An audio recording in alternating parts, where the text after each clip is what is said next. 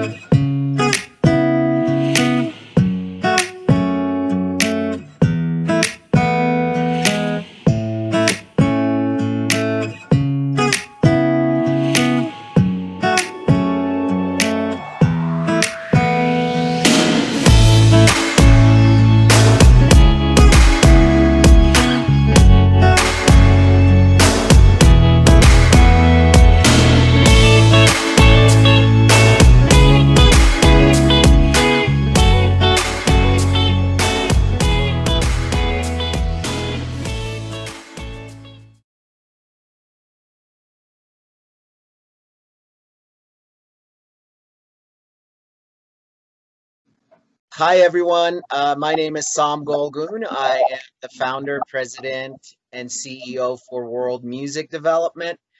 And today I'm here with James Weeks with the University of Liberia Alumni Chorus. How are you today, James? I'm doing very well, Sam. Thanks for having me here. Thank you so much for joining me today. James, would you please tell me a little bit about yourself and the story of the University of Liberia Alumni Chorus? Well, as you said, my name is James Weeks. I'm originally from Liberia, West Africa, and that's where I completed my undergraduate work and then did graduate work in the United States. And because of civil unrest, I have been in the United States since 1986. The group I'm associated with, the University of Liberia Alumni Chorus, is composed of members of the University of Liberia's chorus back from the 70s, prior to our Civil War. So we are about 70 members right now in the United States, Europe, and parts of Africa. And we banded together in 2009, first and foremost, just because of our love for music. We had a very dynamic director back in the 70s. I was in the chorus from 75 to 78, but she had been directing the chorus for a long time. Her name was Agnes Nebo von Bommels. That inspired all of us, gave all of us a deep love and appreciation for music of all genres, of different cultures. So again, I say we're from Liberia. Liberia underwent a terrible, brutal civil war that killed about, it's estimated, 250,000 people over a span maybe approximately 10 years. And mind you, the population of Liberia at the time was under 3 million. So 250,000 people is a significant percentage of the population. And that completely devastated the country. But moving forward, through international intervention, the country was able to get past the Civil War and then started to rebuild around 2006. So in 2009, we banded together, formed the University of Liberia Alumni Chorus, and our purpose was to give back. And we decided that with Civil War comes a lot of destruction. One thing that Civil War does in countries like mine, Liberia, is a serious brain drainage. And with that brain drainage comes documentation of culture and music. As I said, our director, Agnes Nebo von Bommels, was an ethnomusicologist, and she has started to document, annotate, and collect Liberian folk song and folk music, so as to develop a repository of this music. Her office at the University of Liberia was completely destroyed, so all of that research had gone away. But fortunately, she annotated a few from her head when she was in London and deposited them at the Library of Congress in Washington, D.C. So in 2009, when we formed, we had one of our objectives is to catalog her songs and try to record them, because we were the original group that she produced these songs with. Another of our intentions is to give back in terms of scholarship. I talked about the brain drain. So we're giving scholarships to bright students at the university now to encourage them to continue in their path of excellence and to encourage them to stay home. My generation had to leave, had to flee, and some had to flee for their very lives. So we try to encourage that excellence and stay at home for national development. And our third prong is to bring energy back into the infusion of arts back into Liberia. All right, James, thank you for sharing that strong and heartfelt story. It's definitely something I can relate to as far as war goes. With myself personally being born and raised in Iran and living there during the time that there was a war between Iran and Iraq. I'm sure just like I saw some horrific things. And like you said, we are the generation that we had to flee, and there's still people fleeing that country. And it's not just because of war, it's just because of the government and the oppression that's there. But it's wonderful to hear what you guys have done through music and through song to unite again and to rebuild, because that is in our core values right there, of the power of music, how music can unite and how music can improve communities. And you guys are an example of that, of what you're doing with your music. So, James, why don't you tell me a little bit about some of the current programs that you guys have going on and some of the current work that you guys are doing? Most of our work in the United States is centered around giving concerts. So with the pandemic and choral singing, as we all of us who are involved with singing, we know that's out. So our work currently, in terms of what we actively do, is on a temporary hiatus. Our last concert was 2019, September 2019, at the Battelle Chapel at Yale University. We since 2009, we've had these annual concerts, and that's our biggest fundraiser. And most of our fundraising has been from the Liberian community. And to date, we have donated in scholarships and other supplies to the university students back in Liberia over $100,000. Wonderful. Solely from our concerts. So, right, and we've also been fortunate with the exposure we've gotten from our concerts. We've performed at Johns Hopkins University and one or two other places around the United States. We were also fortunate to perform at the inauguration of the first female president of an African country back in 2012. So we're able to go back to Liberia and perform. So that's a synopsis of where we are with our current work.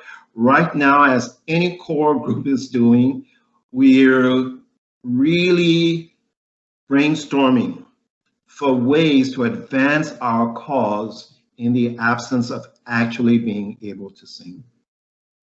Yeah, and that brings me to my next question. You talked about this a little bit as far as the COVID pandemic. Obviously, that's affected you guys like many other organizations, and you are evaluating what to do. Have you come up with any sort of new programming that you want our audience to know about? Anything in the near future that you guys are thinking about doing so you can continue having the University of Liberia Alumni Chorus? What we're doing at the present is ramping up our website. So on our website, we have recordings of past concerts, we have pictures, we have more detail of what we have done in the past 11, 12 years.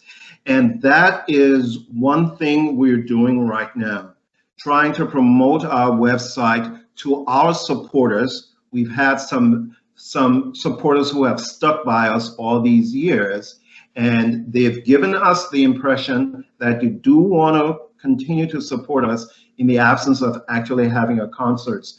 So for anyone who is sympathetic to what they hear our cause is, they can support us via our website.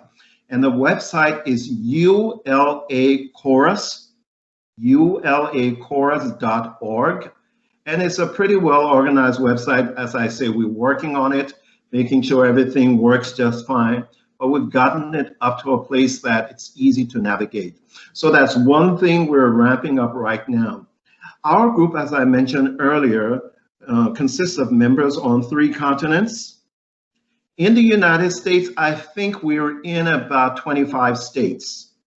So just the logistics of getting together for rehearsal in normal times is challenging. So the pandemic even exacerbates that.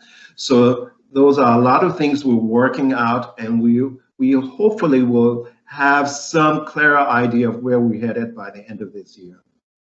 All right, good. It's not easy, definitely, for nonprofits during this time, for anybody, but it's definitely affected nonprofits. And that's why, as part of the Dulcetterra Music Festival that we're celebrating the International Day of Peace, we wanted to reach out to other nonprofit organizations that we truly believe in the work that they're doing to make a big difference in their community. And we are so honored that you guys accepted our invitation and are here with us today. You mentioned your website, and I want to make sure that that will be posted here on the video. But can people go to your website and make donations to you if they wanted to make a donation to you today? Absolutely. We have the link on our website where people can make a donation.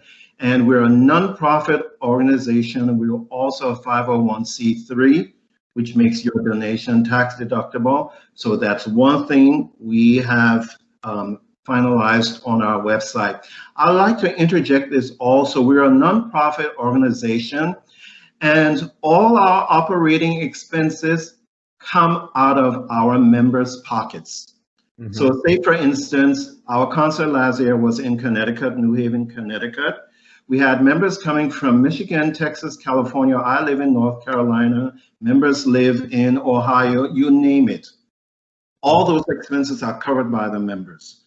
Transportation, housing, concerts, even going to rehearsals. The cost of uniforms is covered by members. So every cent that we get from our donors goes strictly to the purpose of the organization. This is how much each member believes in what we do. This sounds like a community effort. That right there is what is making the community right there. James, before we wrap up, there's one thing that really spoke to me. Name of a song that the University of Liberia Alumni Chorus performed, that I believe the translation of it is, "We are one in song." Can you speak to me a little bit about that song and the background of it and the power of that song, please? Okay, so as you said, the translation of the song title is "We Are One in Song," and that's the English translation of the Mandingo phrase "Ambe Kolin Konda." The history of the song, as I mentioned, our director Agnes Nebo von Balmos, who is no longer with us, an ethnomusicologist, had gone to a conference of African traditional music in Algiers, Algeria, back in 1968, I think. And one of the groups performing from one of the West African countries sang this melody, Ambe Kolin Konda, and that phrase stuck with her. And it was a phrase, as musicians know, you get a phrase in your head and it doesn't leave you until you do something with it. So she heard it in Algiers and the phrase stuck with her. And so she came back to Liberia, and she had been cataloging, researching Liberian folk songs. There was another Liberian folk song in the Mano language in Liberia called Tuawa Lefia, meaning it is better to say good evening than to say good morning. And what that really means, African agrarian society, in the morning, it's time to farm. So in the morning is no time for niceties. You get up in the morning and you do your work so that when the evening comes, you relax and you can say good evening. So in her head, she blended those two. So when you hear the song, you will hear the theme, main theme stated, Ambe Konda, we are one in song. And then as the song progresses, this mono melody comes as a counter melody to Owa Lefia. And as you said, Ambe Konda, we are one in song. And you know, I know, anybody in music knows, song is so universal. We have sung the song to audience that knew nothing about the language, and the song just spoke to them. When a country like Liberia comes out of civil war, there are all kinds of things in society. And when we went back in 2012, we saw, if we didn't know, we knew for sure then, firsthand, how uniting song can be. Because our group sings songs from all the ethnic groups in Liberia. So when we perform, even in the States, we've sung in Minnesota, in Georgia, in the Washington, D.C. area, all peoples from Liberia at a concert feel united. So this song speaks to our purpose that we indeed are one in song. We Liberians are one in song. We the world, we are one in song. That is so beautiful. I have goosebumps sitting over here just listening to that. And what you specifically also said about song being universal, that you don't even have to understand the language, because I believe it's melodies that speaks to us at our core. And you don't have to translate notes. An E note sounds like an E note over here on this side of the world, or you go halfway across the world, it will still sound like an E note.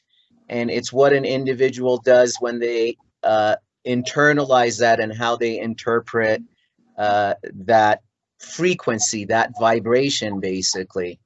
So thank you so much for sharing that story behind that song, because it's very powerful. And again, that's in the core values of our organization, of uniting everyone through music and improving our communities through music.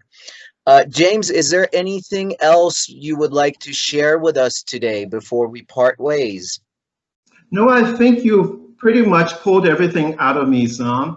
But I would like to repeat, I'm so grateful that you've given us this opportunity to participate in this wonderful venture and to be a part of it.